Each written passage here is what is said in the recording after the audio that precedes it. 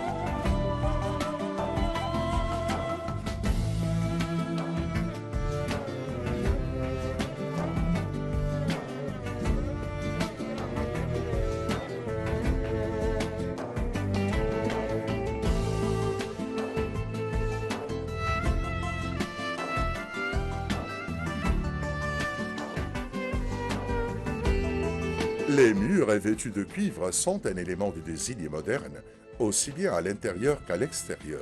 Les musulmans ont hérité de l'art de fabriquer les métaux dans les vastes régions où ils exerçaient leurs influences politiques et culturelles. Mais l'artiste musulman a apporté sa propre empreinte, transformant les poux en cuivre en œuvre d'art digne d'être acquise.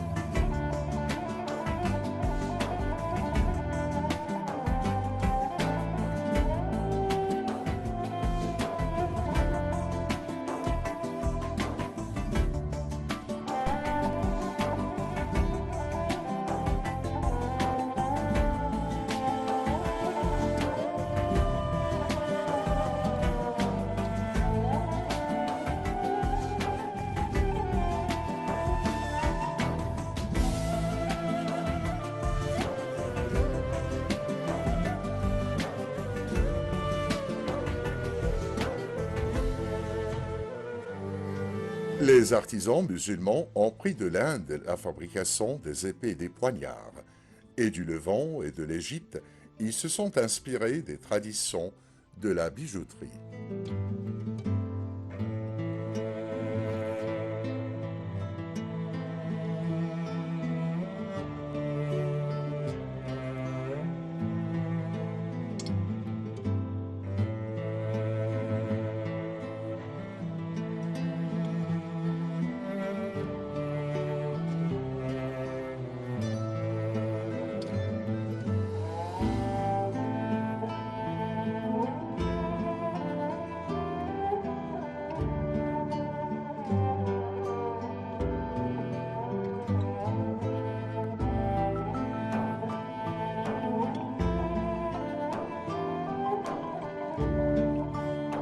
La fabrication d'ustensiles en métal, en particulier en argent et en cuivre, a été prise par les fabricants musulmans aux Perses sassanides.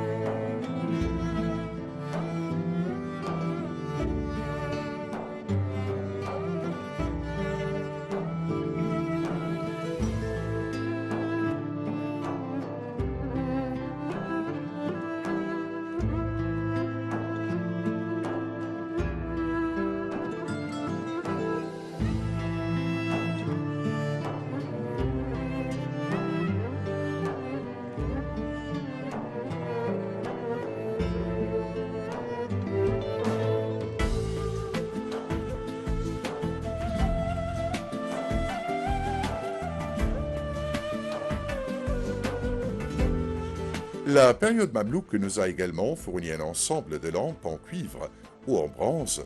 Nous pouvons distinguer 4 formes différentes. La première est formée de 8, 12 ou 16 côtés.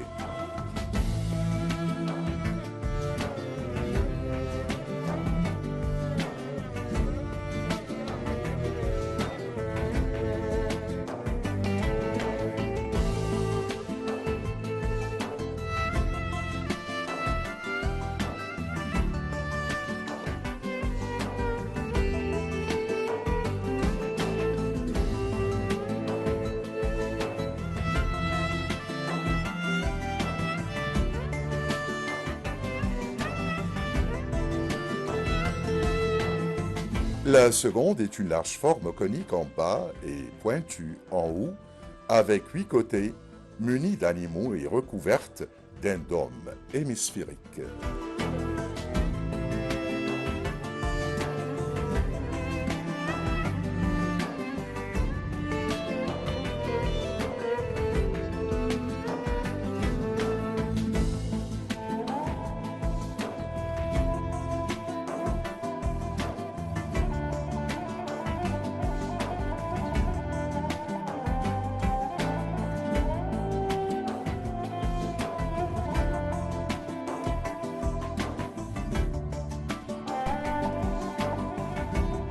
La troisième forme remonte de la période circassienne.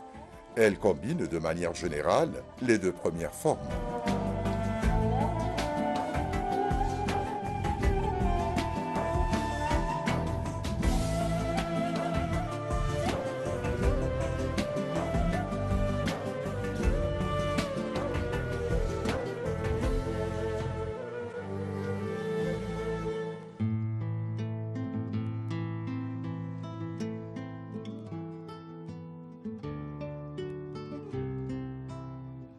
Elle se caractérise par son corps polygonal et sa forme large en bas.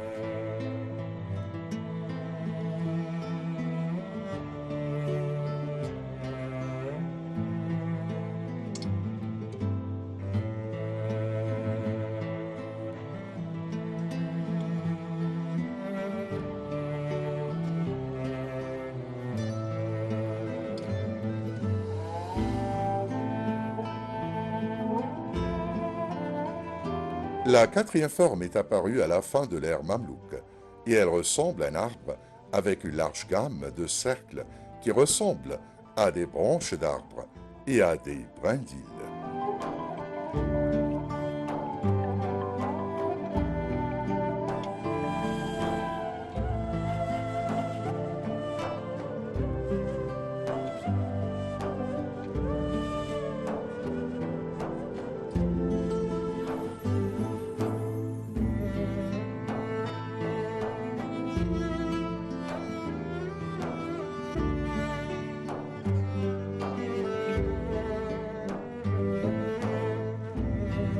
Il y a également un autre outil d'éclairage connu sous le nom de thoraya.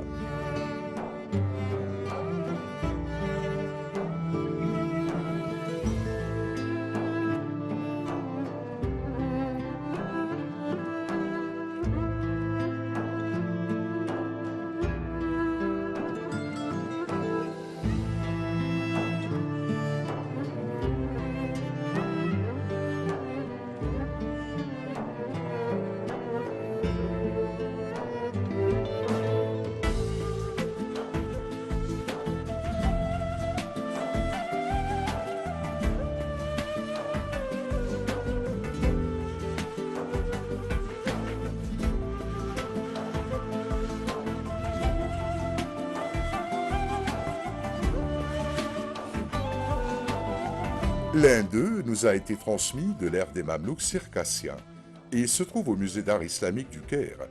Il a été fait en cuivre creux, décoré de motifs floraux et géométriques, ainsi que des bandes d'inscription.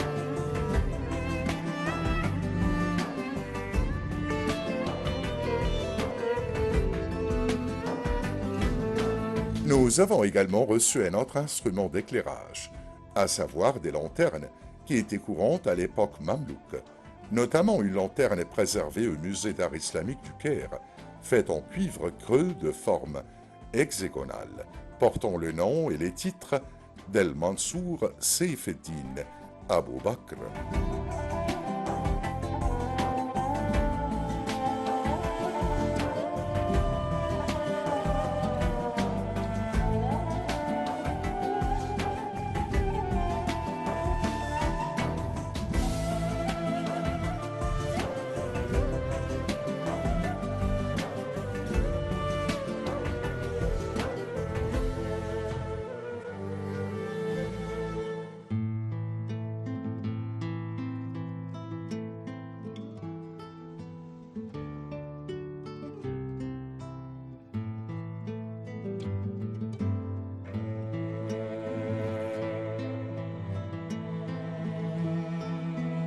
La lanterne est ornée de décorations florales.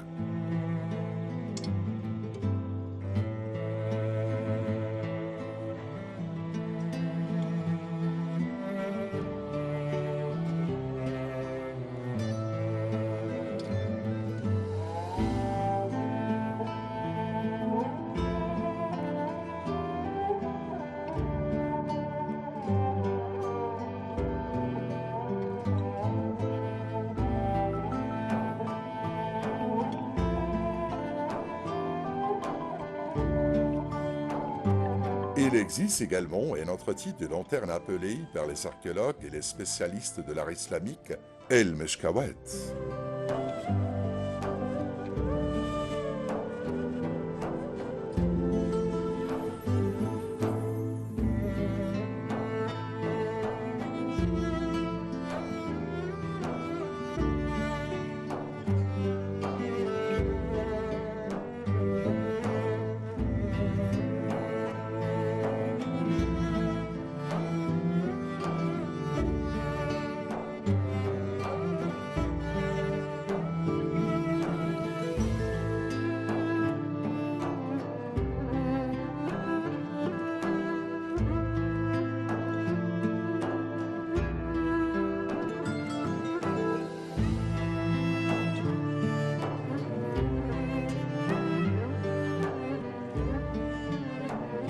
Il y a aussi des chandeliers de différentes formes, notamment dotés de bases coniques cylindriques.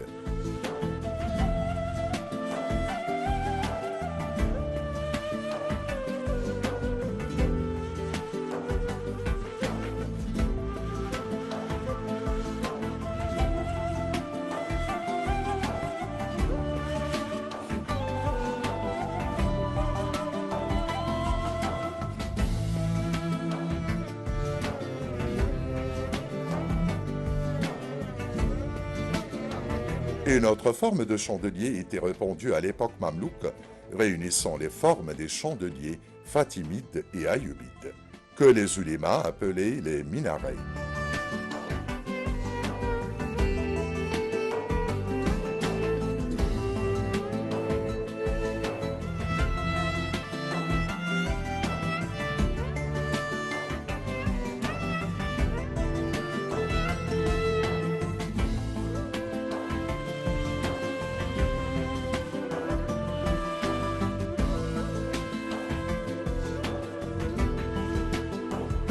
Nous avons également reçu un ensemble de poux de fleurs caractérisées par un corps en forme de poire avec un cou cylindrique.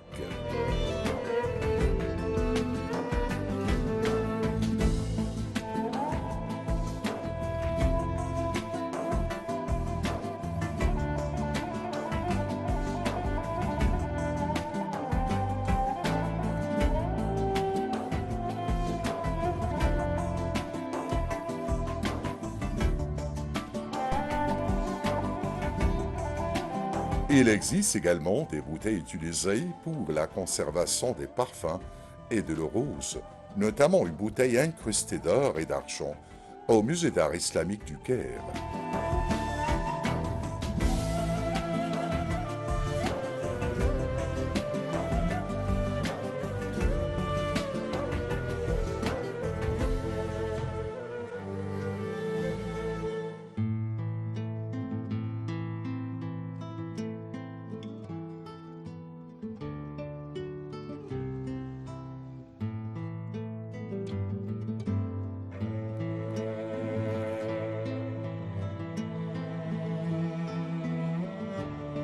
La bouteille est en forme de poire et un long cou relié au corps par une boucle ronde et la base recouverte est pleine de motifs floraux entrelacés.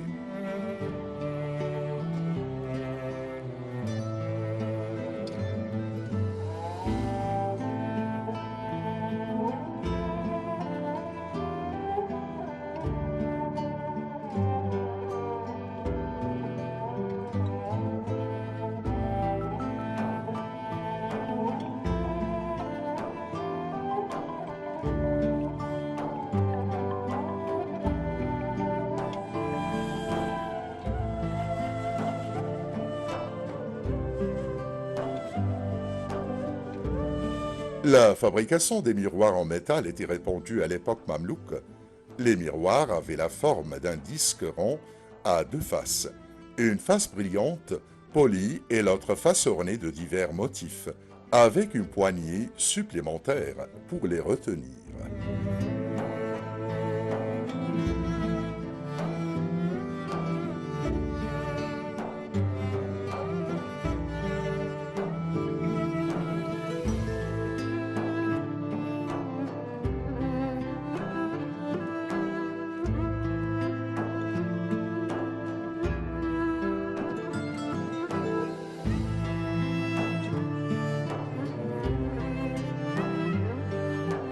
Nous avons également un ensemble de tables en cuivre en forme de prisme hexagonal, parfois ornées avec de l'or ou de l'argent, ou les deux.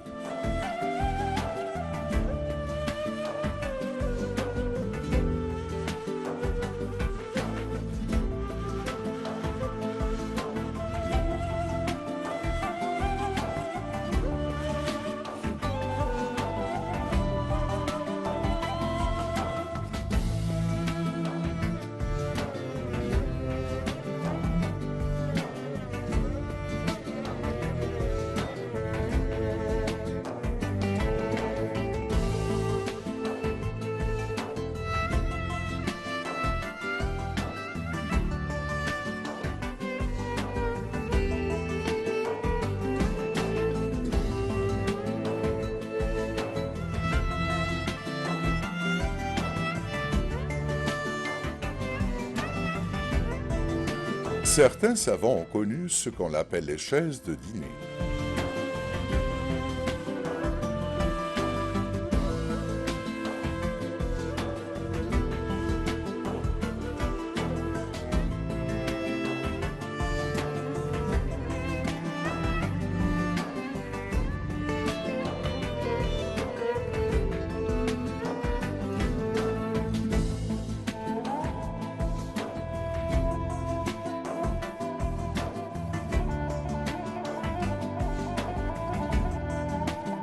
Ces tables étaient utilisées pour mettre le courant dans les mosquées et les palais, ou même pour porter des bougies allumées, la nuit lors de la prière.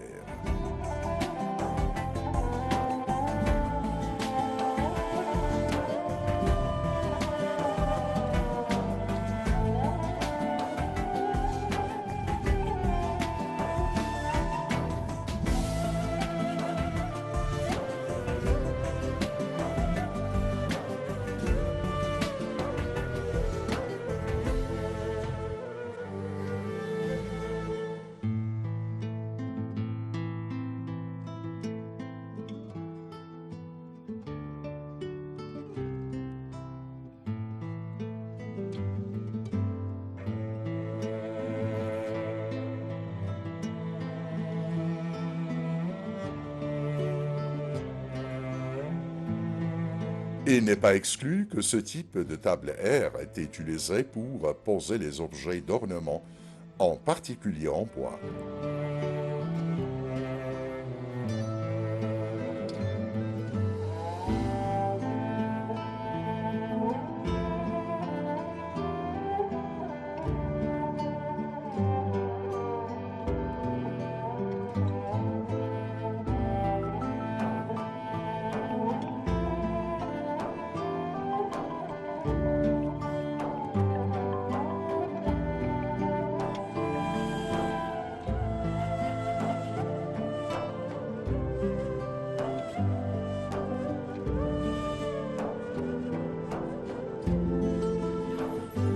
On a vu également à l'époque mamelouk le plaquage du bois et ceci nous amène à parler des portes en bois.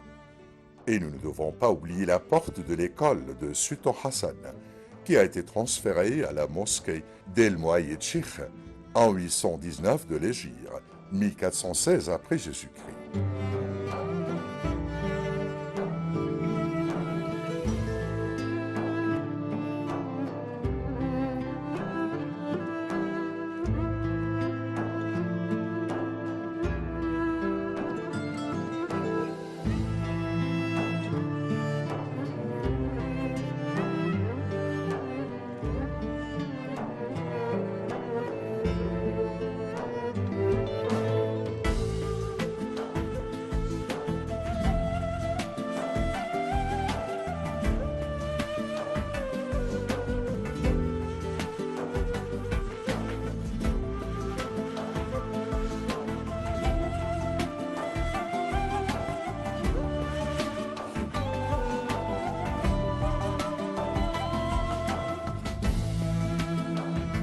Elle est composée de 2 volets et décorée de plaques saillantes étoilées et entourée d'un cadre extérieur avec des motifs géométriques et une barre sur laquelle se trouvent des inscriptions relatant l'histoire de sa fabrication en 764 de l'Hégire, 1362 après Jésus-Christ.